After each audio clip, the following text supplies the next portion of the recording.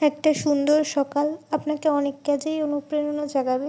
এই যেমন কিছু কাজ করবেন করবেন ভাবছেন কিন্তু করতে পারছেন না।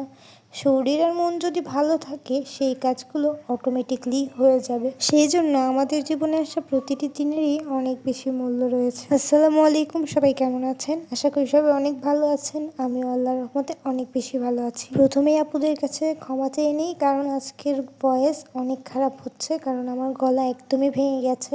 ভেবেছিলাম কোনো ভিডিওই আপলোড করব না, কিন্তু ফেসবুক মামা তো আর এটা বুঝবে না। সে তো ভিডিও একদিন না দিলে পেজের রিচ একদম ডাউন করে দিবে। তাই বাধ্য হয়ে ফেসবুকের জন্য এই ভাঙা গলা নিয়েই ভয়েস ওভার করতে হচ্ছে। যাই হোক, একটা আপু আমাকে কমেন্ট করেছিল যে আপু তুমি কি খালি কাজ দিনের বেলাই করো, তোমার সারাদিন আর কোনো কাজ থাকে না? তো সেই আপুটার জন্যই ভিডিওটা। তো প্রথমে দেখছো যে আমি সব বিছানাপাতি গুছিয়ে নিয়েছিলাম। আসলে সকালবেলা সব কিছু গোছানো হলেও না, সেগুলো আর রাত পর্যন্ত ঠিকঠাক থাকে না। দেখা যায় সন্ধ্যাবেলা আমার এগুলো আবার গোছাতে হয়। সন্ধ্যাবেলা সব কিছু গুছিয়ে নাস্তা বানানোর জন্য চলে আসলাম। আজকে মশলা পিঠা বানানো হচ্ছিল, যে কারণে কিনা আমার বোন রুটি বানাচ্ছিল। এগুলাকে কেটে কেটে ছোট ছোট সাইজের এরকমভাবে পিঠাগুলো বানানো হয়।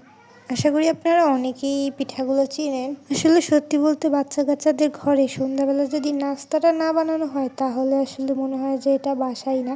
সারাদিন যত কিছুই হোক না কেন, সকালের খাবার না খেলেও চলবে, দুপুরের খাবার না খেলেও চলবে, কিন্তু এই সন্ধ্যার নাস্তা বাচ্চাদের না করলে যেমন চলেই না। বাচ্চাদের নাস্তা টাস্তা করিয়ে তারপর রাতের রান্না শুরু করে দিয়েছিলাম।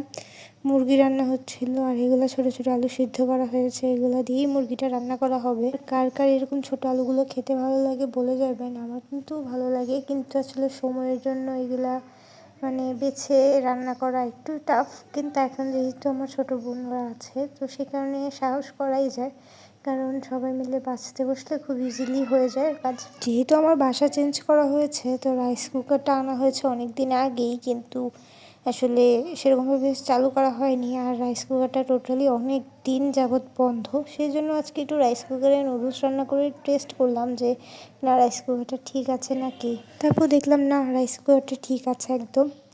যেহেতু বৃষ্টির দিন, প্রতিদিনই বলতে গেলে বৃষ্টি হচ্ছে, সেহেতু দিনের বেলা কাজ একটু কমই হয়।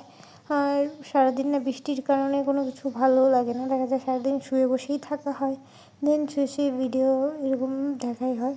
আমার কিন্তু এই টাইপের ভিডিওগুলো খুব ভালো লাগে, ফ্যাক্টরির ভিডিওগুলো। আপনারা কারা কারা আমার মতো দেখেন জানিয়ে যাবেন। আর এই মেঘলা ওয়েদারে ভিডিও করা কিংবা এডিট করা কোনোটাই না ভালো লাগে না, কারণ কি বলবো, গলার অবস্থা এতটাই খারাপ হয়ে আছে। এত গরম পানি খাচ্ছি কিন্তু তাও ঠিক হচ্ছে না। যাই হোক, আজকের মতো ভিডিওটা এই পর্যন্তই শেষ করলাম। সবাই ভালো থাকবেন, সুস্থ থাকবেন।